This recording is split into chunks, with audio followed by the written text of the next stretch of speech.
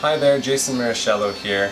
I wanted to put up a video today to kind of clarify some of the terminology I've used in other videos, or even if you've seen some of my talk, you may have heard me use this language before.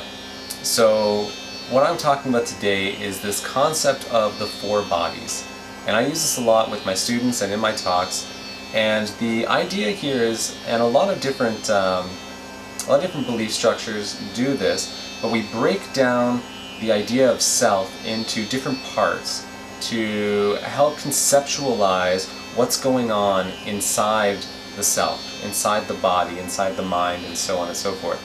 A popular version of this is in yoga we would refer to the koshas, or the 5 sheaths of the self.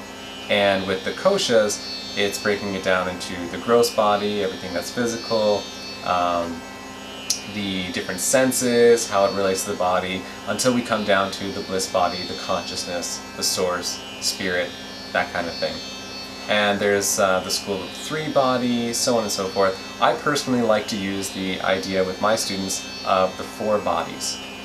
So, of course, these are conceptual. This is to help you kind of start to play that detective within yourself to see where feelings and sensations arrive from, to feel into what's holding you back, and to help you to peel back some of these layers to allow the best version of ourselves to shine through.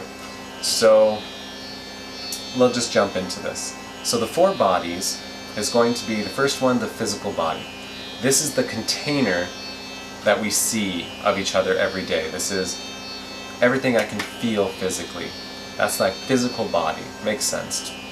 Then we'll come down and talk about the intellectual body. So the intellectual body is my calculated mind, my problem solving.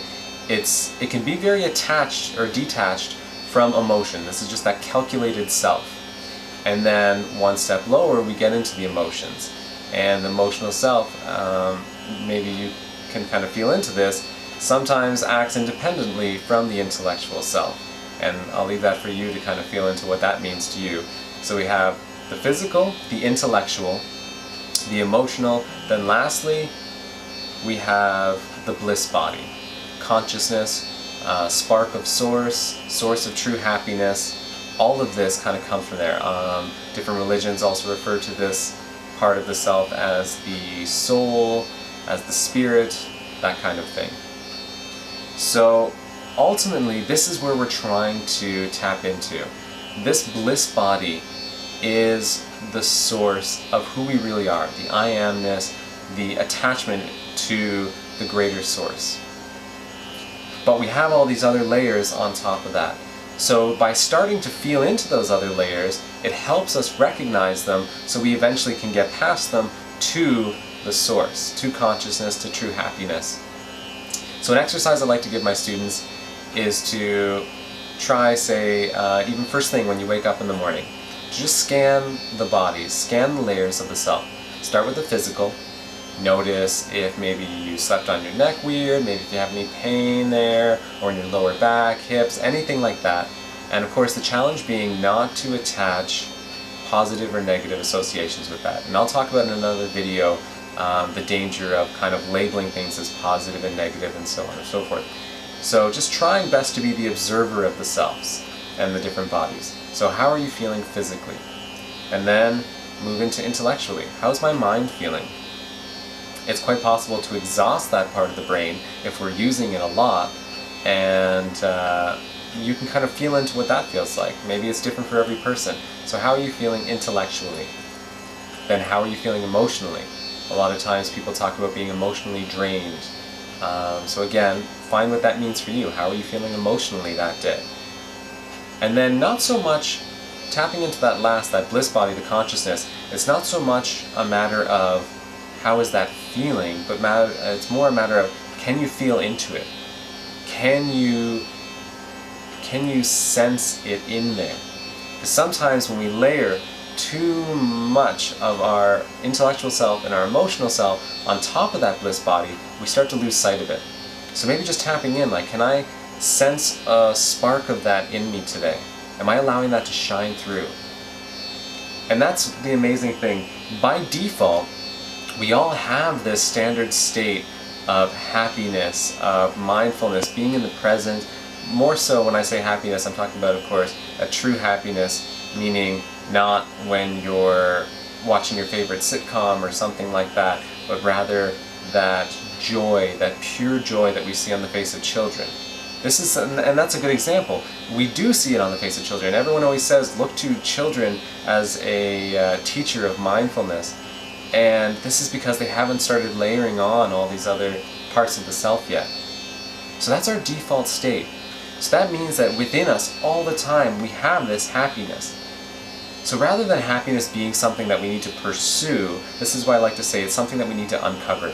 It's not far away, we don't have to climb a mountain to get to it, we just need to start to peel everything else back so that it can shine through. So I like to use different props and metaphors to try to get these different things across. And again, in another video I've talked a little bit about metaphors and why they're so helpful in my language video. But yeah, you can watch that if you want to know more about that. So I'm going to use some props here to kind of explain what we're talking about today. So here we see the physical self, the physical body. And it's well represented here because it's really just a shell for the other layers of body or parts of self. It's really just a container holding it all in. It's a very important container. I'm not saying not to take care of and look to develop the physical body, and there's all kinds of reasons how the physical body feeds the other parts of the self, but it's really a container for the deeper and more true version of ourself. And that's going to be represented by this orb today. So this is that consciousness. This is that spark of source, the soul, the spirit, the bliss body, whatever you want to call it, this is it. So we'll just kind of get that going there. So this is that light that shines inside of us. And the interesting thing about this light is it's shining brightly all the time. It doesn't matter if you're having a great day or if you woke up on the wrong side of the bed, this light is shining equally bright every single day. So, you know, again, that concept that happiness is something that's inside of us, that we just need to uncover, this is in there all the time. And there's some really interesting studies that kind of talk about how differently understanding that can influence our life and how we lead our life. So again, this is shining through. We have our physical body here, and this person represented right here is basically in a state of enlightenment. There's nothing stopping the consciousness from enveloping the entire self. This is enlightenment. And this is kind of what we try to get glimpses of when we're in our meditations or when we're trying to live mindfully. But again, most of us are not living in a cave, not having any interaction with money, and most of us tend to pursue relationships. So living a life without any sort of emotion or intellectual burdening is quite difficult. So we start to layer these parts of the body on. So we get to the emotional self. And we can place some of that emotional self onto that bliss body and still have that light shining through. But what tends to happen is we have that emotional self and it's shining through, and we can even layer some of that intellectual self and place that on top, and still even we have some of that light shining through. But most of us don't stop there. Most of us tend to keep layering these things on and layering these things on until either there's very little of that light shining through, or sadly, sometimes not at all. And this is really interesting because we always tend to think that happiness is something to be gained or something that we need to develop, where really happiness, true happiness once again, is the lack of stress, the lack of this burdening. When we say that our shoulders feel really heavy, it's really our soul that's feeling heavy. It's burdened by all of this stuff that we want to associate with. These are the stories we tell ourselves about not being good enough, or these stories we attach all the way from childhood moving upward. This is what's happening.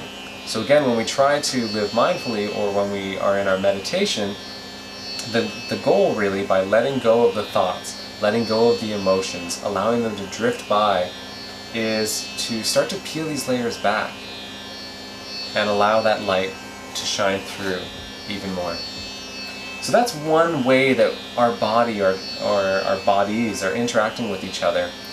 But there's another way that kind of helps to describe a model for leading our life. So if we imagine, like I said, a lot of us are not living in a cave. We're not, not to say that living in a cave instantly makes you enlightened or anything like that, but to use the stereotype.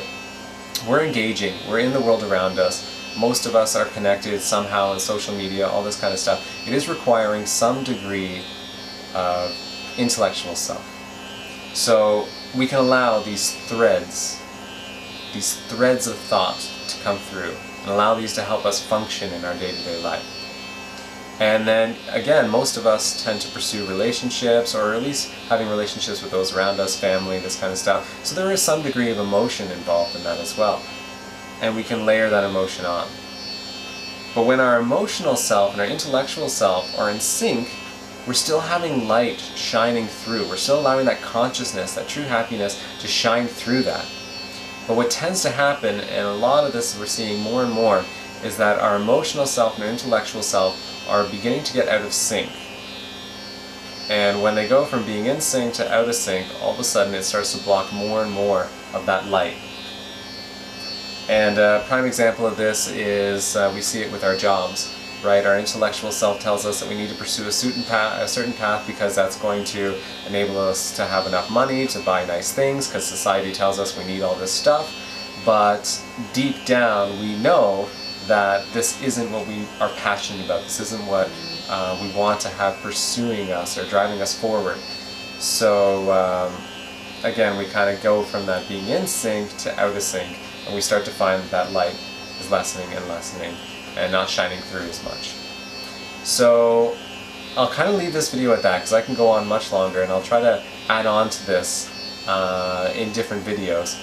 But you know, this is the beauty of meditation.